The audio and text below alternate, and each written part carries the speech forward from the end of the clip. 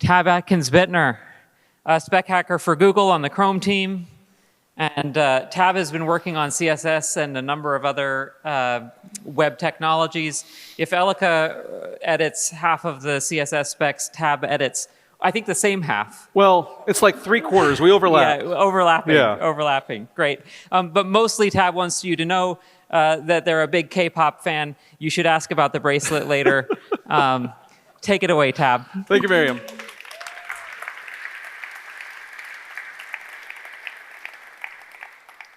Cool. All right. Yeah. So I'm Tab Atkins-Bittner. I now legally take my wife's last name as well, so that my initials are TAB as well.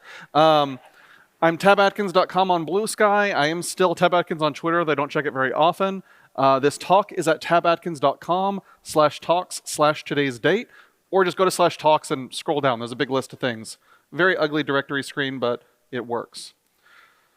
So we're going to talk about anchor positioning today. One of my new specs, something I've been working on for a year or two now. Very excited about it. This is a new ability being added to absolute positioning. The spec is up here. It's currently an editor's draft. Hopefully we'll be getting, we have published a working draft, I believe. The spec should be maturing as we go along, but this is where you'll get the latest and greatest for everything. The anchor positioning feature builds on the existing absolute positioning stuff. And CSS2 made it very easy to get a wrong mental model about how exactly absolute positioning worked. You could ignore a lot of the precise details, but anchor positioning needs you to care a little bit more about those. So we're going to revisit what exactly absolute positioning does, how it works, before we move on to the new stuff. Before we do, though, a little bit of history. The anchor positioning spec started out as a draft from some Microsoft engineers. I believe Melanie Richards was the primary one, but there were several other people cited there. If you follow along with my spec, you can click the link to find the original one. In April 2022, I adapted it into a CSS spec in my personal repo. A little bit later that year, it got adopted by the CSS working group. And in summer of last year, we did a substantial rewrite with the help of Apple engineers, namely Elika, to put it into roughly its current form. We've continued tweaking it since then, and it will continue getting a little bit more tweaked. We have a couple of anchor positioning items on the agenda for the CSS working group meeting next week in A Coruña. So I expect some changes to happen there. Quick disclaimer, if you've been to my talks before, you know I usually talk about things that aren't even in the browsers yet. This time it is. There is a version of anchor positioning shipping in Chrome 125. That is the current stable version. So if you just open up Chrome, you'll find it. But it does not match the spec because we've changed the spec. We shipped a little early because we thought that we'd be useful to get the feature in front of people and start getting better feedback. But we did that with a promise that we would change our implementation as the spec changed, even if those were breaking changes. Most of this is fine because you can't really use this feature until it's widely supported anyway, so it's not like it should show up in prod. It shouldn't show up in prod yet. But just be aware, anything that I show, anything that you see on the screen here, I'm doing it in Chrome Canary. If you try it on your Chrome, it may or may not work because syntax might have changed since then. And syntax showing in my slides might not work in the later version of it because more things may have changed. That said, for timing, WebKit and Mozilla both posted the first patches talking about support earlier this week. So implementations are coming everywhere in the relatively near future. All right, so part one, how positioning actually works. The CSS2 positioning model is based on the position property. It's got 5 values. Static doesn't do anything.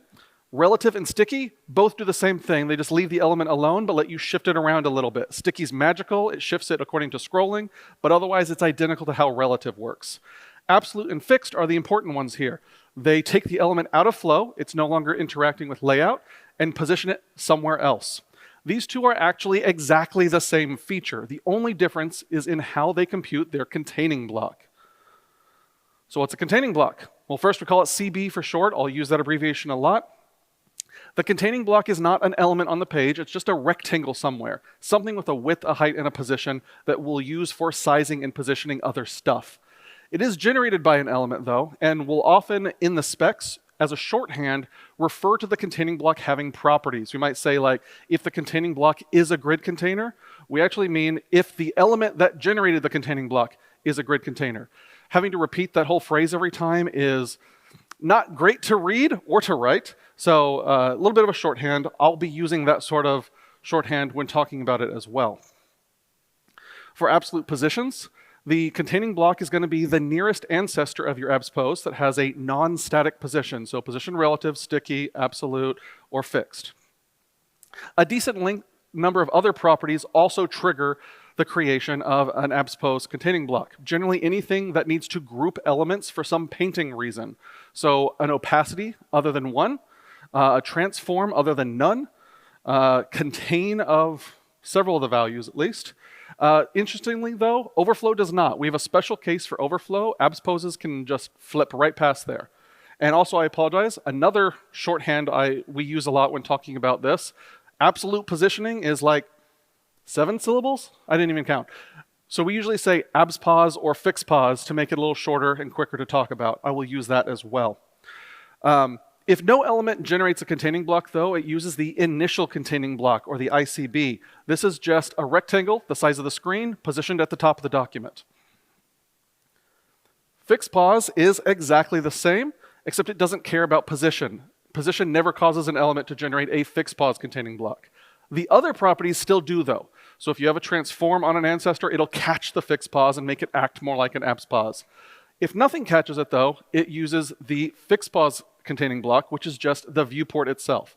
Size of the viewport scrolls with the document as you scroll, so it always stays on screen. There's some important questions about what exactly the viewport is on mobile. For either of these cases, Bramis has done a lot of work on solving that for us, so it's great. Things should be, if they're not already, a lot more consistent across mobile devices now. It will be more consistent in the near future. Once you've got the element generating the containing block, there's a few things that can change it further. In particular, grid has some magic here.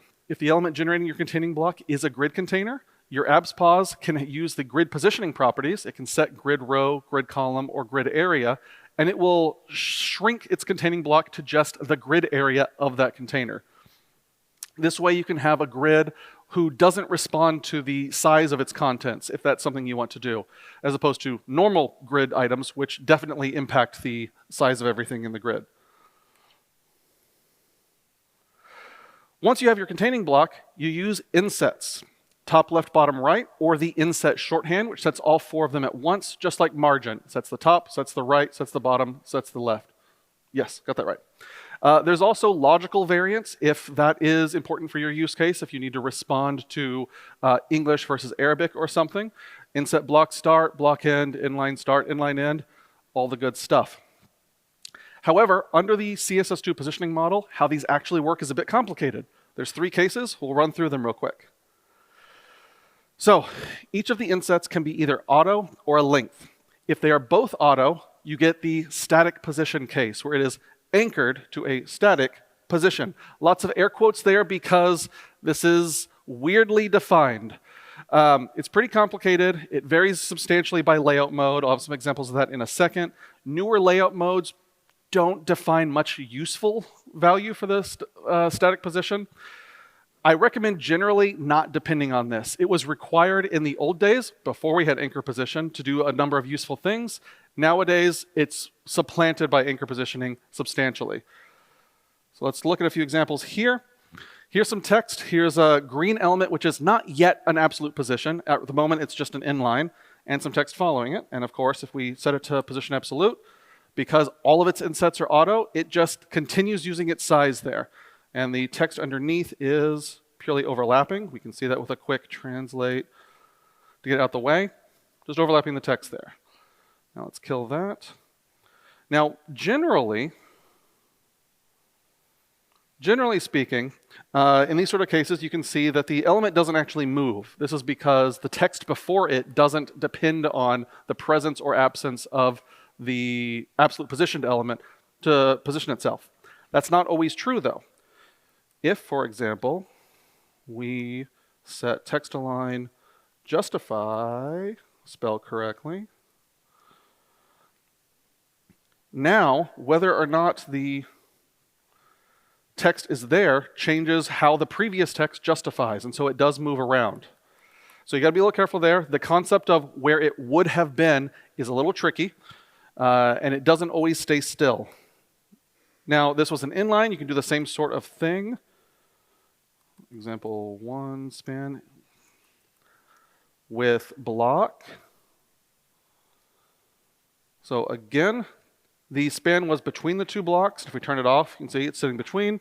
When we put it back on, it continues sitting between, and it moves slightly because these guys are centered. So how much content is in flow does change the position of things. But if I were to set this over to, let's get rid of this one. I was talking about how using it for the other newer layout modes isn't as useful here. So for example, if I set the example to display flex flow column. All right, not abs posed right now, so it looks a lot like the block set. But if I turn positioning on, it's now no longer sitting between in the space that it would have been. Flexbox almost always, stuff preceding cares about stuff following for the purpose of layout. Flexing, alignment, whatever. So trying to define a useful where it would have been concept is much less likely to be worthwhile for Flexbox. So we just didn't. Instead, it just gets aligned inside the Flexbox itself. In this case, it is start aligned to the Flexbox box. So not particularly useful. All right, move on to the second case. This is where you have one auto and one length. This lets you pretend like you're explicitly positioning an edge. It causes the element to content size if it's auto, and computes the auto inset, whichever one you didn't specify, to exactly what you need to fill the CB. So here's a quick example. Right now, I say left 20 pixels, top 50 pixels. Easy enough. Put my left edge 20 pixels from the left edge, top edge 20 pixels, 50 pixels from the top edge. I flip it to right. The right edge is now 20 pixels from the right edge. Not a problem. And if I set the width to auto, it's just content sized. It got a little bit smaller if you didn't see that happening. This, however, is a little bit funky. If you do, well, I'll just go on to the next slide here. All right. The final case is no auto insets. In this case, both lengths, left and right, are both some actual length. This creates the inset modified containing block, or the IMCB. So many abbreviations in CSS because we use too many words. This takes your CB rectangle and shrinks it, or grows it if they're negative. In CSS2, you needed to pair it with auto widths and height, otherwise it doesn't work very well. For example, come back over to here and set left 20 pixels, and nothing happens. This is because there's no autos in the horizontal axis at all, and so we end up just ignoring the right inset, pretending like it was set to auto. However, if there is an auto to play with, it grows to fill the space. Alternately, we can use auto margins, and it'll margin auto, and it'll send the extra space over there. So this is centered still within the 20 pixel block. This is no longer quite necessary, though. We introduced the self-alignment properties back in Flexbox and Grid, and those work on absolute positioning now. So if I change, let's remove margin auto. If I go ahead and set justify self to, say, center, that works properly now. Or I can set it to, well, I can't set it to stretch right now because it has a width, but let's do that. Let's do that. Back to width auto. Okay, it's centered. It is end aligned.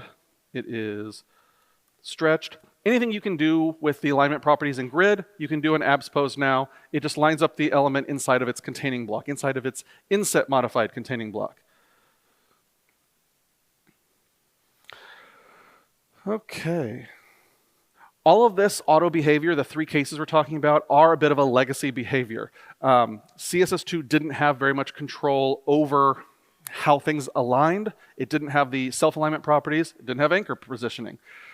So a lot of these three cases were designed to give you something like the behaviors that we can now do better with those properties. Unfortunately, this means that we're a little bit stuck in some ways. For example, come back over here. I have both left and right set. So let's change you to justify self end. With left and right both set, I can align. But if I were to change right back over to auto, it doesn't align anymore. This is because the inset modified containing block is 20 pixels in from the left side, and then all the leftover space in. It's very snug around the element. There's no space to align. We would have loved to change this behavior so that if you say end align, we just do some end aligning in the obvious way. Unfortunately, because there was a pretty decent delay between us introducing the alignment properties and them starting to work on absolute positioning, a lot of content out in the wild applies these properties to stuff just all over the page. And once they get turned on, if they started centering, even when they were like double auto or single auto, it breaks a lot of pages. We tried it, it didn't work, we had to come back out. So you do have to be explicit about your inset modified containing block to use the alignment properties right now, but we can get a little bit better in the future. And that's abs pose. A lot of details packed into a few properties, but there's just a quick list of what it does. Figure out your containing block, adjust it to get your inset modified containing block, align yourself inside that inset modified containing block. Now we're going to see how we change all these three with anchor positioning. All right, to start off, anchor positioning needs an anchor. This is declared by putting anchor name on something in the page. Doesn't matter what element it is, doesn't matter what name you give it, it just has to be a double dash to help distinguish it from other keywords. Then on your abs pause, you put position anchor and refer to the anchor name that you want to align to. This makes it your default anchor, which a lot of things use in anchor positioning. Only anchors in your same containing block are visible to you. Mostly that's not a huge deal, but sometimes I'll show an example in a moment of how that can affect what elements are available to align to. If you do need to scope something to a particular spot so that anchor name doesn't leak out, we have a property anchor scope, which takes an anchor name and makes sure that anchors named that inside of that container don't leak out and can't be grabbed by anything else. All right, so I'll show off a quick example here. I have 3 containers, each with 2 anchors. Their names are foo and bar, identical. So we got 3 things with anchor name foo, 3 things with anchor name bar. The abs pose lives inside the middle element. Each of these are containing blocks. Each of the white dashed rectangles have position relative. So the abs pose's containing block is the middle block there. This means it can only see the middle 2 buttons. That's why when I told it position anchor dash dash foo here, it automatically aligned to that one nearby and not the first or the third. We can change that. We can change multiple things here. Instead of foo, change it to bar. It moves over to that one. If we remove the position relative from these blocks so that it has its containing block moves upward to the whole example, we'll do that real quick. Example 3.container position static. Now that all the containers do not generate containing blocks, just the example as a whole does, the abs pose can see all 6 buttons. And so since it's saying that it wants the dash dash bar anchor, there are 3 possibilities. It chooses the last one. We'll see some more examples of what that means a little bit later in a cool example. But also, let's sit for a second. I haven't explained what inset area top does, but it still does kind of an obvious thing. I've written the code that in JavaScript to do this sort of positioning. If you want to do it well in all cases and in all positions that it can be, it's very non-trivial.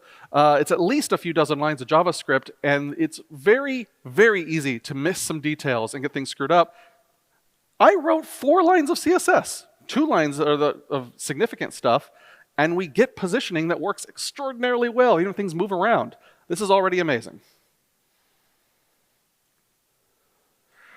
All right, so now the basic usage of anchor positioning is going to be with the inset area property. This will solve 95% of your anchor positioning needs. I used it in the previous example. We'll explore a few other bits. But the core concept here is you take your containing block and you fill it with a 3x3 grid. 3 columns, 3 rows. The center row and the center column exactly fit the anchor, whatever the default anchor is. and the left, right, top, bottom just fill the remaining space in the containing block.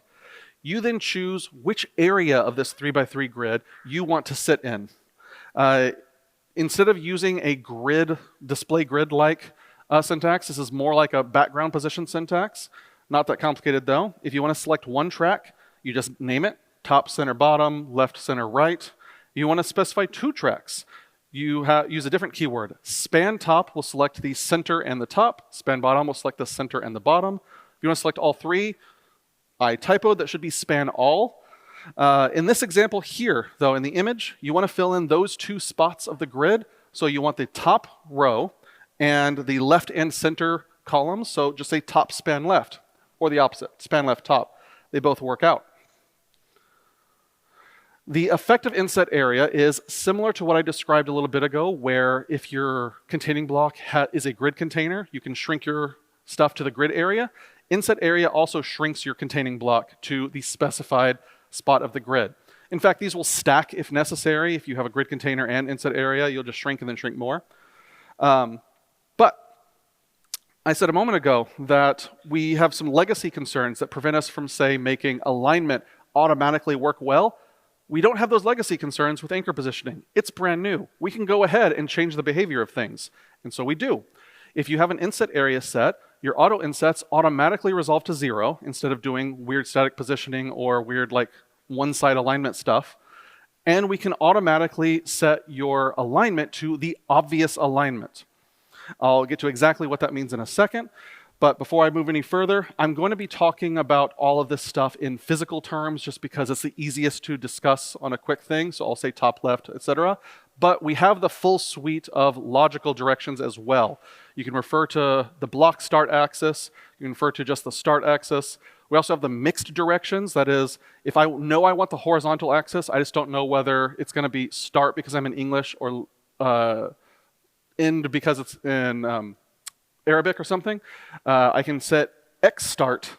That means definitely horizontal, but depending on my text direction, I might go to the left or to the right. When I talk about the default alignment, the natural alignment, in many cases, it's going to invoke a new alignment value that we introduced specifically for anchor positioning. This is anchor center. This causes you to center not within your containing block, but on your default anchor element. And I'll show you in just a moment what that actually means. So in this example, we got 2 anchors. We have an abs pause, and the dashed area shows the inset modified containing block that it has available to it. We can already see that just from setting an inset area top and a position anchor of dash dash anchor 1, our inset modified containing block is the entire space above our anchor up to the top of our containing block. And our alignment is, again, the natural alignment. The abs pose is end aligned, so it's snug against its anchor, and it is centered on the anchor. Now, right now, it's indistinguishable from being centered in the containing block, because everything's centered. But we can, of course, change that. Show this off real quick. Button first of type. This is a flexbox, so align self, start. There we go. Even when the anchor is well out of center, this thing stays centered on the anchor, which is often what you want here. Now these defaults depend on exactly which tracks you have selected. In this case, because I have the top track, it's going to end align, so it's close to the anchor. But because I have all 3 of the columns, it's going to center align. In general, let's remove this back up here. If the if the inset area is either all of the tracks or just the center track, it will be anchor centered. Alternately, if it is one of the side tracks, like say span left, now we've got this zone here. It's going to be against the side that keeps it closer to the anchor. And if we make the anchor, or the abs pose get a little longer, count this bit, it's allowed to grow as much as it needs to fill that zone. Let's make this a little bit shorter just so we can see the alignment. There we go.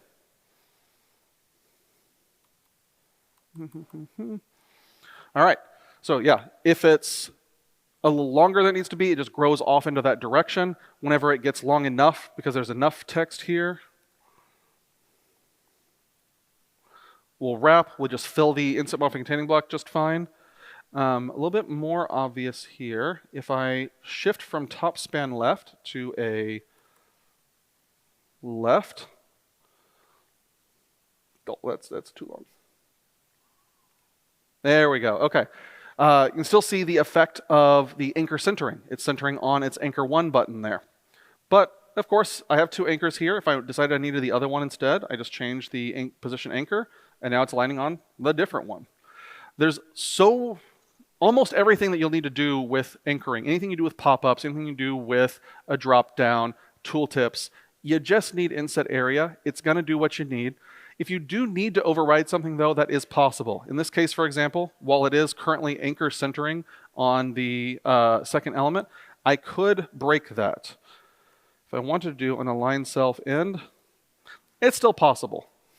So if you need to adjust anything about it, that's totally fine, but the defaults are set up for victory right away with as minimal amount of work from you. Now, I said 95% case for inset area. There's going to be some complicated cases you want to worry about where you need to be more explicit about things. You're going to want to adjust the lines so you're not just using the edges of your containing block or the edges of your anchor. You want something a little bit further away or some more complicated math involving it, or you need to refer to multiple anchors. To do this, the anchor function exists. It's a new function that's only usable in the inset properties, and it resolves to whatever length is needed to hit that specified edge. Syntax right here, you specify an anchor name, optionally. If you leave it out, it uses the default anchor. You specify the side you want, and then optionally a fallback length. So I'll show some examples here. This is just going to be showing off the inset modified containing block. The abs post isn't necessary here. But here, we're starting off with just an inset 0. It's filling the entire containing block. We could, of course, now what if we just wanted it to sit on the first anchor entirely? We could say anchor inside. It's now filling all that. Now what if we wanted it to be a little bit larger than the anchor? We needed a little bit more space, 20 pixels further outside. Well, it returns a length. That means you can use it in math functions. So I just say calc anchor inside minus 20 pixels, and it's slightly larger now. That's good and visible? Yeah, cool. But I've got 2 anchors on the page. That means I can refer to multiple things. Let's remove the inset entirely and instead say, I want my top to be on the bottom of my default anchor, and I want my bottom to be on the top of anchor 2. Top, anchor 2, top. Oh, right, and I also need width and height.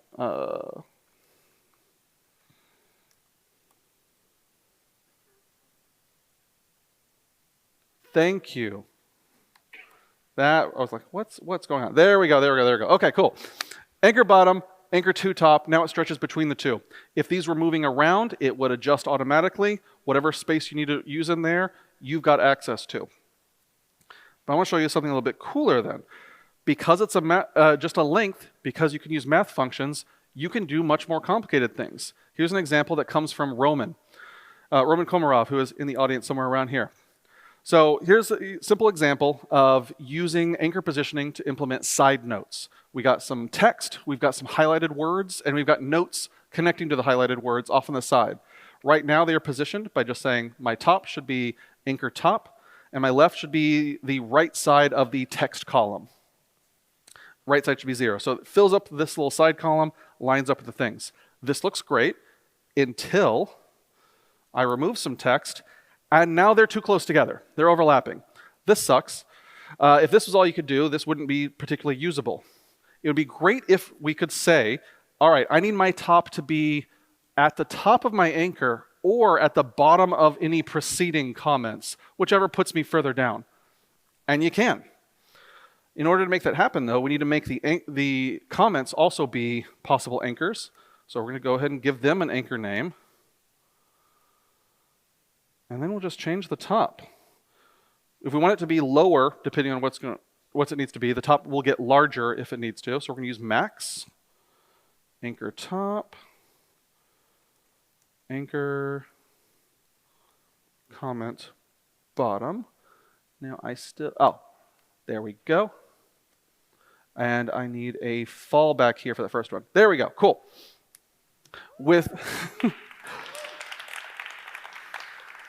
So yeah, they avoid each other, and hell, this is still math function, so if them being right on top of each other is a little bit too close, we can of course adjust that. Let's throw in another calc, anchor, comment, bottom, plus 20 pixels.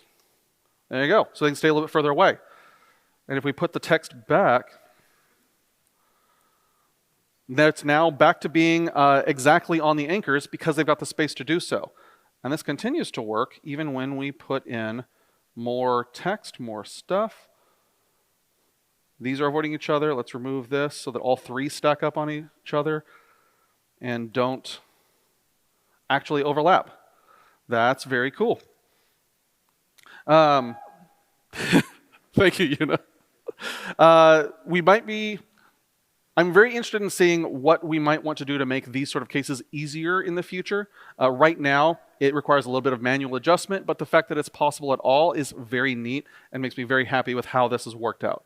So, as people explore more, as y'all explore more, please tell the CSS working group what sort of things y'all are doing with it, where y'all are having problems with it, and what we can possibly do to make it better. We'll see. I don't have an example for this because it's not super exciting, but occasionally, rather than referring to the edge of one of your anchors, you just want access to the size of an anchor, either the width or the height. So the anchor size function exists to allow you access to that. You can use it in your inset properties, but you can also use it in a few more properties. Margin and sizing might be it. I forget off the top of my head. Right now, it just exposes the width and height, or the block size and inline size if you're using logical directions of an anchor, but we might expose more in the future. For example, you might want access to the width of the left inset area column so that you can do effectively percentages into that space. We'll see what goes in the future. Again, this is going to be one of those things where as y'all experiment with it and as y'all find places where they are lacking, we'll probably extend these. Now we have to talk about scrolling. So far, none of my examples have shown off scrolling, and that's because it's complicated. In general, CSS is kind of expensive to compute. You don't usually notice this problem very much, but if you suddenly display a new element with some complicated stuff inside of it, it might take 50 milliseconds, 100 milliseconds to compute the new layout, paint everything, and get it on screen. Luckily, human brains are pretty good at ignoring smallish delays like that. It doesn't really bother us most of the time unless we're tracking motion. Motion we are very sensitive to. And back in the day when we scrolled with just mouse and keyboard, you really didn't have a great connection between motion and time. And so if there were any delays, it kind of went right past you. But now that we have touch screens, you expect your finger scrolling on the page to stay stuck to the content. It has to scroll very, very accurately. So we have to do scrolling extremely fast and without any possible delays. As such, every browser has adopted a new thing some years back now where we just have a separate process that handles all these, the compositor process. The main process does layout, it does paint, and then it takes that texture, that element that needs to be scrollable, sends it over to the compositor process. The compositor process has access to scrolling events, it has access to the GPU, and it has nothing else to do. So all it does is very quickly and very accurately keep something scrolled correctly, matching up with your scroll, so that you get buttery smooth motion on touchscreens especially. The problem is, it's another process. And so talking back to the main process is a non-trivial amount of time.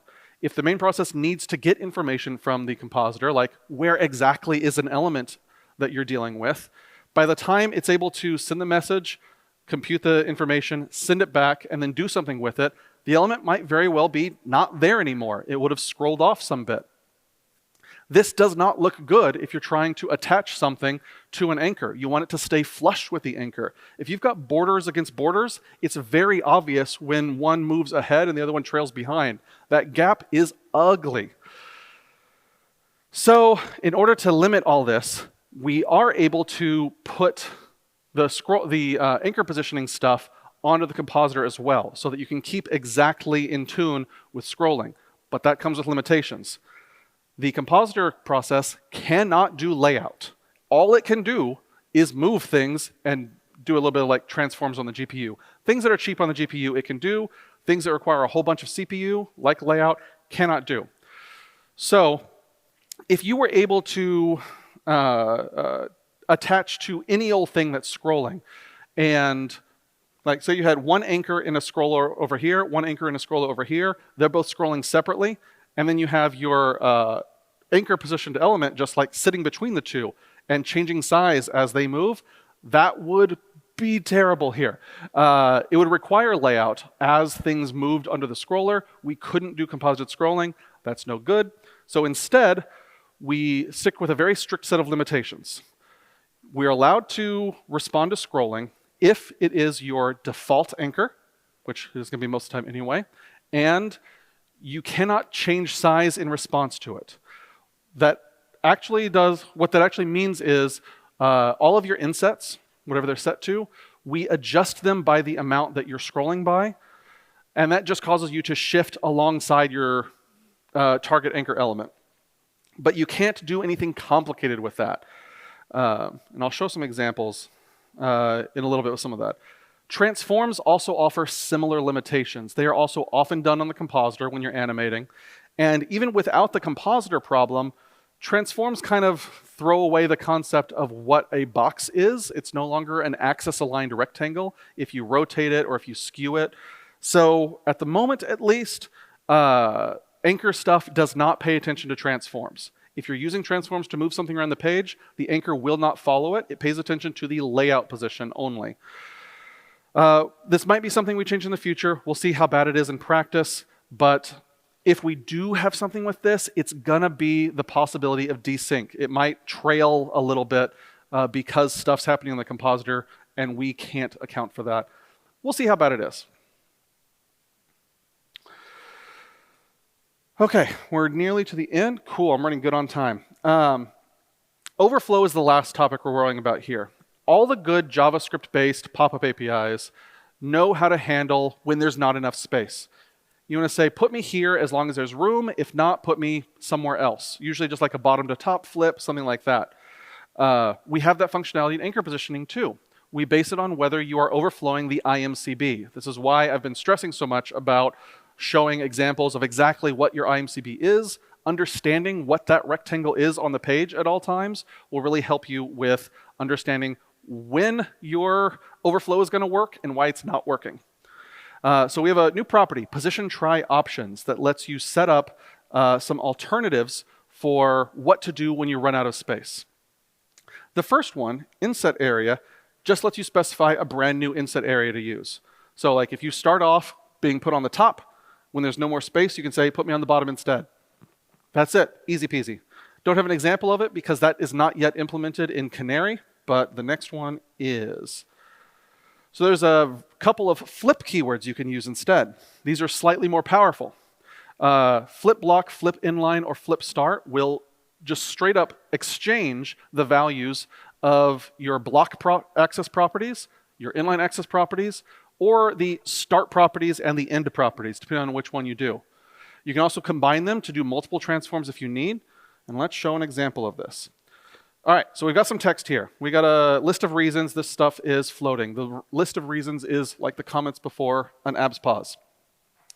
So, set up the anchor. They are currently sitting in an inset area of bottom span right. And we say for position try options, flip block. This means when we run out of space, when we start overflowing in my current space, which is the entire thing down to here, we're going to flip everything to the top. So let's just insert some lines, bop, bop, bop, and flips up. Yay! Now we could do a couple of different things as well. For example, if I change this to flip start, and then give it some space, this will flip across the end axis. Instead of being below, we're going to flip, like there's a diagonal axis here that we're flipping from the bottom to the side. Now this still puts us a little bit in the overflow area, so we're going to combine options. We're going to flip at start and then also flip block. And there we go. Now as we move up, we go from below to being on the side and more above. So get a lot of variety there if you want. Now both of those are simplistic things. They're very easy to specify and they'll often do what you want. But sometimes you want to do something more complicated, something that's more than just moving things between the two properties. Both of those things I just described, in fact, are defined in terms of the new position try rule. This is a new at rule that just takes a name and a list of properties and lets you use those instead, substituting for the properties that are already on there. Let's show a quick, well, here you go. The list of properties you can set are inset, margin, width and height, inset area, the self-alignment properties, and position anchor. These are also the properties that are flipped by the flip keywords. So let's show a quick example here.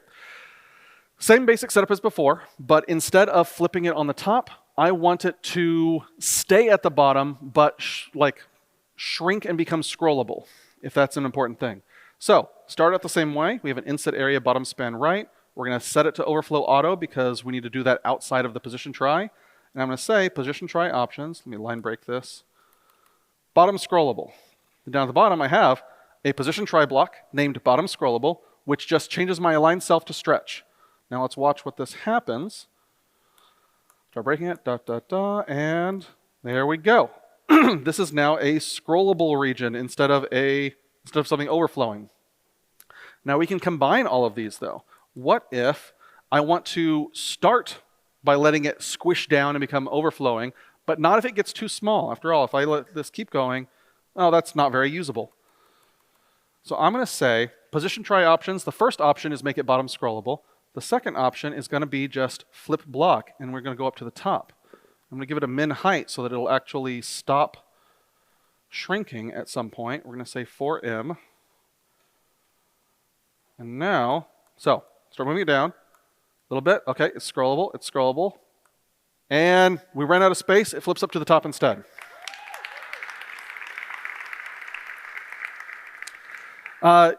If necessary, you can also combine the flip keywords with the position try blocks. I did not actually test if this one's implemented yet. Let's see if it is real quick, because I'm curious about this. All right, I want to say bottom scrollable, flip block. So this should make it top scrollable basically, and flip all the properties around. Let's see if that actually worked, because it might not be implemented yet. Actually, I'd have to shrink that. Never mind. We're skipping that. In order to make that work, I'd have to do some more stuff with this example. All right. The examples I've shown so far all have some base styles that you want to use by preference, and then if those fail, flip to these alternatives. Sometimes, though, you don't care about which styles you use specifically. You just want whichever has the best fit, whichever has the most space for what you're doing. So the position try order property I'm showing off here lets you say, reorder these by however much space I have available. So same example as before, and I'm once again just using a position try options, a flip block, so it'll go to the top when there's not space left over. But rather than waiting for me to run out of space on the bottom, I use position try order most height to tell it to reorder my options, including my base styles, in order of which gives me the most height to play with. So right now, I've got all the space from the bottom of the word to the bottom of the block. So that's clearly much larger than the space above the word. But if we start shifting that down, a lot of time, and right there, there's still plenty of space to go down. It's not overflowing yet, but now there's more space up top than there was on bottom, so it flips to the top because that's the best space for it. This is useful for any like tooltips or whatever that you just want to make sure they are maximally available. That's not for that. Now this has a slightly different interaction with scrolling. Like I said, because we want to make sure that when you're attached to an anchor, you stay attached, you stay flush, we have put a lot of limitations on how much adjustment you can do in scrolling. That doesn't apply as much when you're not just moving flush with something, but instead flipping your design entirely. We're much more forgiving of a small delay in that case. Our brains don't care very much. So we actually do correctly compute your inset modified containing block for the purpose of fallback stuff. That means that even if it still only depends on your default anchor, but it will correctly work in the scrolling case. And I didn't have an example for that. That's cool. Cool. Let me say, cool. Finally, last bit. What if your pop-up isn't very important? It's just a little informative thing. If you're on desktop and you got plenty of space, great, display it. But if you're on mobile and you don't, it doesn't matter. The position visibility property now gives you the option to say, if all of my fallback options are causing overflow, if nothing lets the element fit, just hide it. I don't care. Alternately, though, what if your anchor is in a scroller and you don't want your pop-up visible when the anchor isn't? Let's show that option real quick. We got a scrollable bit of text.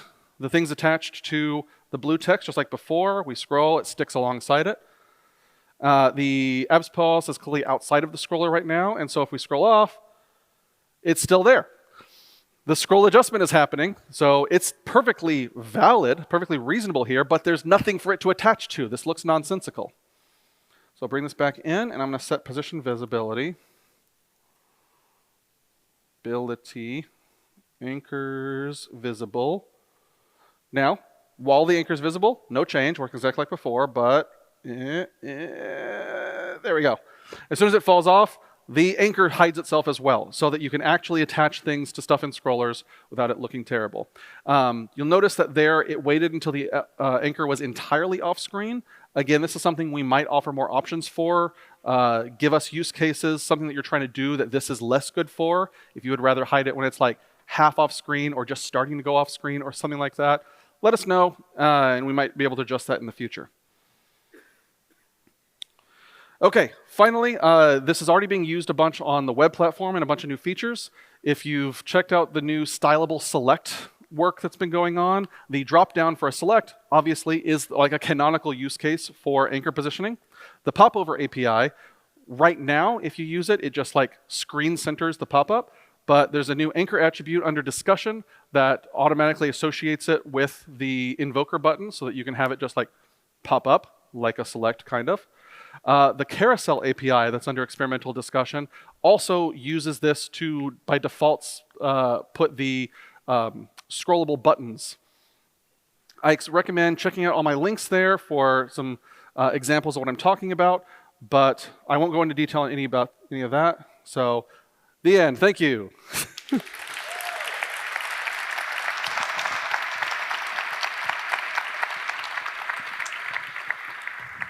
Only slightly over, so we're cool. Thank you, Tab. That is very cool. I'm going to anchor some positions. Excellent. There are so many questions here, and we're not going to get to all of them. Yep. I will be at the help desk at lunch, after lunch, in a second. So feel free to ask me more stuff in a bit. In a few seconds. Yeah. Great. So a lot of the questions are about interactions with other things. Say Shadow DOM. Can I anchor things across Shadow DOM boundaries? Right now, no. The spec explicitly says that anchor names are scoped to the tree, and that is because trying to deal with the encapsulation guarantees of Shadow DOM versus the usability of not having Shadow DOM is a difficult question. It's something we want to fix. It's just at the moment, no, there's no cross Shadow DOM anchoring. There will come some facility for that in the future. What about how will this interact with keyboard navigation and, say, reading order? If you've got something anchored out of order, are there ways that you can adjust the reading order to handle that, or the tabbing order? Interesting. Yeah, tabbing order is an important bit. Right now, no. Very intentionally, actually. So like if you have a pop-up showing up under a term, like if you look at any spec and you click on a definition, it pops up a list of all the places that reference the definition. And that's all keyboard accessible. It does not change the tab order for anything for that, though. This is because this is not a pop-up API. This is a very generic functionality of just you have anchors somewhere on the page and you're doing something with them, and we can't really judge what that something is. Instead, though, the list of stuff that I talked about, especially the popover API with the anchor attribute, that provides the semantics that are necessary for us to tell this should have a particular relationship of tab order to the thing that invoked it, the thing that it's anchoring to. So those are meant to adjust the tab order and either do already say so in the spec or will so soon. So higher level features will do those sorts of adjustments. The generic CSS feature intentionally does not, because we don't know what you're going to be using it for, and we don't like trying to guess too hard at what you might be doing. So by the higher level features, you mean the ones in HTML where we're using an attribute to get to it? Yes. Yeah. Again, as always, whenever possible, put your semantics in HTML and we'll respond to them as well as we can. All right. There were some questions about anchor size, and does it basically give me access to the size of another element anywhere on the page? Can I use that like a magic container query for containers somewhere else in the world? The answer is no, not in general. Anchor size is still only usable on positioned elements. In general, the anchor feature relies heavily on the guarantees that we get from positioning that the stuff it's relying on is already fully sized and laid out before the positioned element is even going to start laying out. The rules for what anchors are visible guarantee that. And so anchor size works there because we already have the size. We already have the edges. It all is free at that point. But if we try to expose this on arbitrary elements, you very quickly get into cyclic layout behaviors that we can't allow. But as long as what you're doing can be expressed as an absolute positioned thing, yeah, you can refer to the size of whatever the hell you want. Great. CSS working group, sort of broad question. Double dashes. Some things require them, custom properties, anchor names. Some things don't. Animations, transitions. There's all sorts of things. Sometimes we use quotation marks around grid areas. How is that decision made? Why the double dash? So the double dash is used to clearly delineate things that the author has defined and let us mix them with stuff the language has defined without being unclear. Like in the anchor size function, for example, you can specify an anchor name or the width or both. And you can omit them and it'll infer which size you probably wanted. If they weren't clear from each other, then you could like name an anchor width and it wouldn't be clear what you're trying to refer to there. That's the general case there. We've made mistakes in the past. Animation name, for example, should have been double dashed, and because it's not, the animation shorthand is inherently ambiguous, and we have to make some fun assumptions about what you mean to say when you specify it, and we have to do some special things with serialization to make sure that works correctly. I recommend whenever you have a custom name, just double dash it, even if you don't need to. You can double dash an animation name. It's fine. It's allowed. And it makes it even clearer in the animation shorthand what the name is. So do it whenever you can. And in the future, we're going to continue mostly naming things with double dashes when they're custom. There'll be some exceptions. We're still somewhat inconsistent about it. Just double dash everything you can. It's probably good. Great. One final comment from the chair of the CSS working group. Alan Stearns would like you to know that inch marks are not quotation marks. So I hope that's useful to you moving forward. Oh, these. Okay. Thank you, Alan. Okay. All right. I think that's it for questions. We're going to have lunch. Thank you, Tab. Yep, like I said, I'll be at the CSS Help Desk, so feel free to ask me questions. Thank you all.